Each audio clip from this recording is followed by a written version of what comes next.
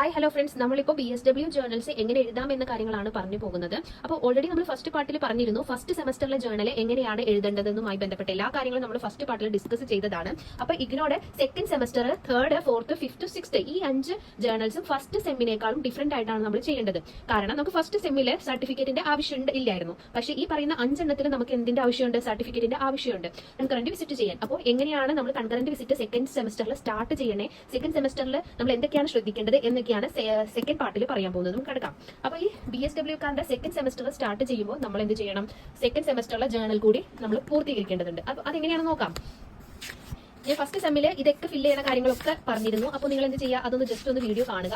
ഇനി സെക്കൻഡ് സെമസ്റ്ററിൽ വരുമ്പോഴും നമുക്ക് ഇൻഡക്ഷൻ മീറ്റിംഗ് അറ്റൻഡ് ചെയ്യേണ്ടതുണ്ട്. പിന്നെ ഇൻഡിവിജ്വൽ കോൺഫറൻസ് 5 എണ്ണം അറ്റൻഡ് ചെയ്യേണ്ടതായിട്ടുണ്ട്. പിന്നെ ഓറിയന്റേഷൻ വിസിറ്റ് 5 എണ്ണം നമ്മൾ അറ്റൻഡ് ചെയ്യേണ്ടതായിട്ടുണ്ട്. അപ്പോൾ ഈ 5 എണ്ണം എന്താവണം? ഫസ്റ്റ് സെമസ്റ്ററിൽ ചെയ്തതിൽ നിന്നും ഡിഫറെന്റ് ആയ 5 NGOസിലോ ഓർഗനൈസേഷനിലോ ഗവൺമെന്റ് ഓർഗനൈസേഷനിലോ ഏജൻസിയിലോ എവിടെ വേണമെങ്കിലും ചെയ്യാം. ഓക്കെ, ഇനി അടുത്തത് നമ്മൾ എന്ത് ചെയ്യണം? നമ്മുടെ കൺകറന്റ് വിസിറ്റ്. എന്നിട്ട് നമുക്ക് ഇൻഡിവിജ്വൽ കോൺഫറൻസ് അപ്പോൾ എത്രണ്ട്? 5 എണ്ണം. Orientation visit എത്രണ്ട്? 5 എണ്ണം. പിന്നെ ഒരു ഇൻഡക്ഷൻ മീറ്റിംഗ് ഉണ്ടാവും. പിന്നെ അത് കൂടാതെ നമുക്ക് 15 ദിവസത്തെ കൺകറന്റ് വിസിറ്റുകൾ ചെയ്യാനുണ്ട്. 15 ദിവസത്തെ കേട്ടോ. ഈ 15 ദിവസത്തെ കൺകറന്റ് വിസിറ്റ് ചെയ്യുമ്പോൾ നമ്മൾ എന്താണ് ശ്രദ്ധിക്കുക? ഇതുവരെ നമ്മൾ ഫസ്റ്റ് സെമസ്റ്ററിൽ എന്തുണ്ടായിരുന്നില്ല? കൺകറന്റ് വിസിറ്റ് ഉണ്ടായിരുന്നില്ല. ഓറിയന്റേഷൻ വിസിറ്റ് മാത്രമാണ് ഉണ്ടായിരുന്നുള്ളൂ. പക്ഷേ ഈ സെമസ്റ്ററിൽ എന്താണ് പ്രത്യേകത? കൺകറന്റ് വിസിറ്റ് ഉണ്ട്. ഈ സെമസ്റ്ററിലും ബാക്കി എല്ലാ സെമസ്റ്ററിലും എന്തിന്റെ ഡിഫറൻസ് ഉണ്ട്? കൺകറന്റ് വിസിറ്റ് 15 ദിവസത്തെ ചെയ്യേണ്ടതായിട്ടുണ്ട്. അപ്പൊ നമുക്ക് ഇത് എങ്ങനെയാണെന്ന് നോക്കാം. ഇതിൽ പറഞ്ഞിട്ടുണ്ട്, ഇതാണ് ലോക്ക് ഷീറ്റ്. ഇത് ഫില്ല് ചെയ്യാനുള്ളതാണ്, ഡേറ്റ് ഇടാനുള്ളതാണ്.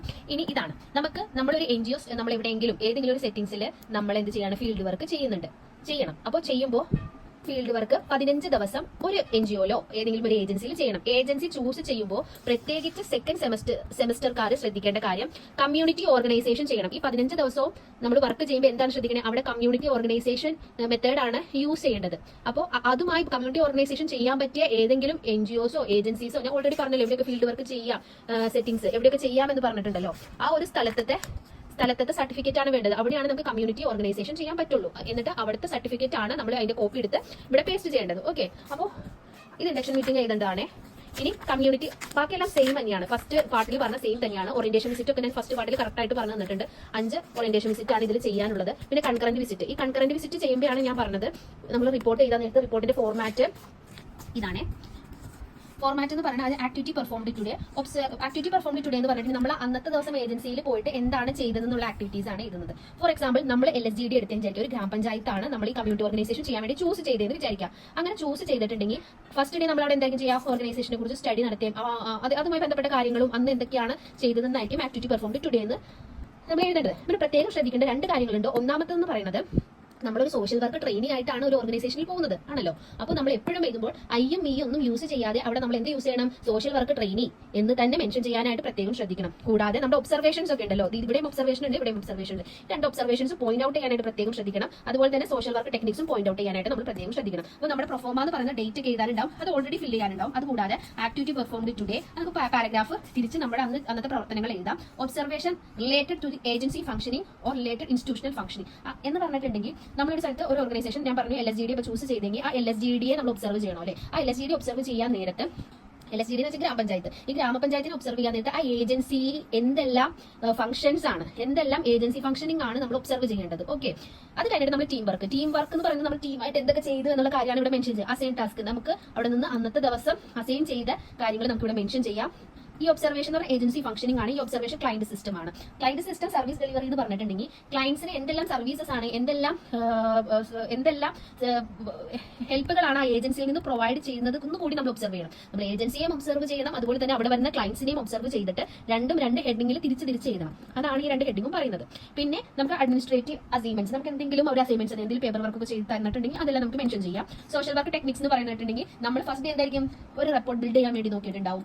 അതുപോലെ തന്നെ നമ്മൾ ഒബ്സർവേഷൻ ചെയ്തിട്ടുണ്ടാവും, കമ്മ്യൂണിക്കേഷൻ ചെയ്തിട്ടുണ്ടാവും. അങ്ങനെ നമ്മൾ ചെയ്യുന്ന ഓരോ ടെക്നിക്സുകളും നമുക്ക് പോയിന്റ് ഔട്ട് ചെയ്യാം.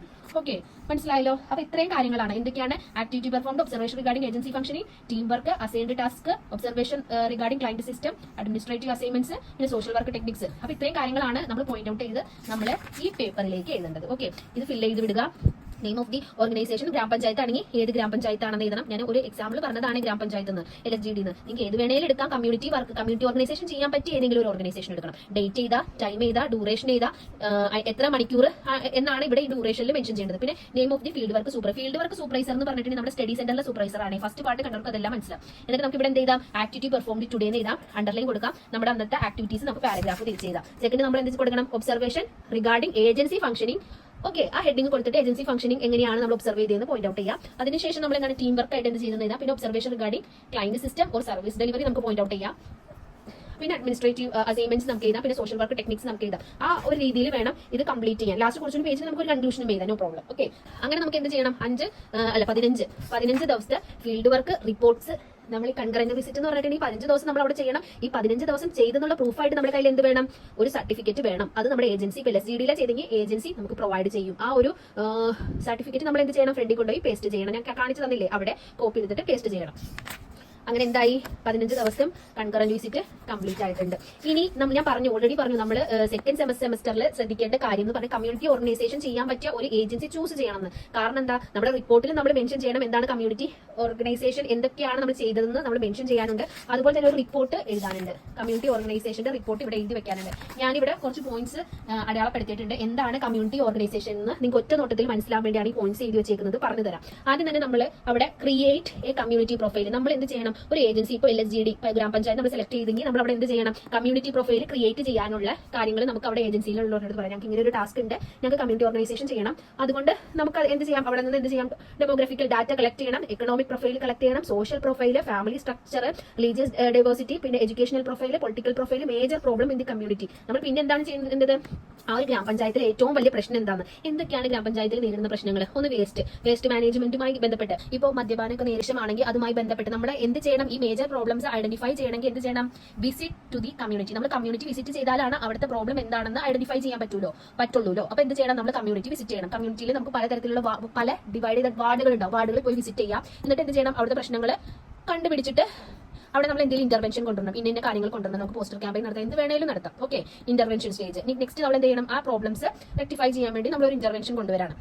അപ്പൊ നമുക്ക് എന്ത് ചെയ്യാം, നമ്മൾ എന്താണ് ഇന്റർവെൻഷൻ സ്റ്റേജിൽ ഒന്ന് പ്ലാൻ ചെയ്ത അവയർനെസ് പ്രോഗ്രാം ആണ് ഈ കണ്ടക്ടിംഗ് ദ അവയർനെസ് പ്രോഗ്രാം. നമുക്ക് ഒരു അവയർനെസ് പ്രോഗ്രാം കണ്ടക്ട് ചെയ്യാം. പിന്നെ എന്താണ് ചെയ്യേണ്ടത്, നമ്മൾ ഈ ഇന്റർവെൻഷൻ ചെയ്ത് ഇവാലുവേറ്റ് ചെയ്യണം. ആ ഒരു രീതിയിൽ നമുക്ക് എന്ത് ചെയ്യാം, നമ്മുടെ 15 ഡേയ്സ് റിപ്പോർട്ടിലും എഴുതാം. അതുപോലെ തന്നെ റിപ്പോർട്ട് ഓഫ് കമ്മ്യൂണിറ്റി പ്രൊഫൈൽ എന്ന് പറഞ്ഞതിൽ നമുക്ക് ഇങ്ങനെ ഹെഡിങ് തിരിച്ച് ഇതിലേക്ക് എഴുതി വെക്കാം. ഓക്കെ, ബാക്കിയെല്ലാം സെയിം ആണ്, ഇത്രയാണ് ഇതിൽ വ്യത്യാസമുള്ളൂ. ഓക്കെ, ഇനി അടുത്തത് നമുക്ക് തേർഡ് പാർട്ടിലെ 3rd ഉം 4th സെമിസ്റ്ററുകളിൽ ശ്രദ്ധിക്കേണ്ട കാര്യങ്ങൾ പറഞ്ഞു തരാം. Okay, thank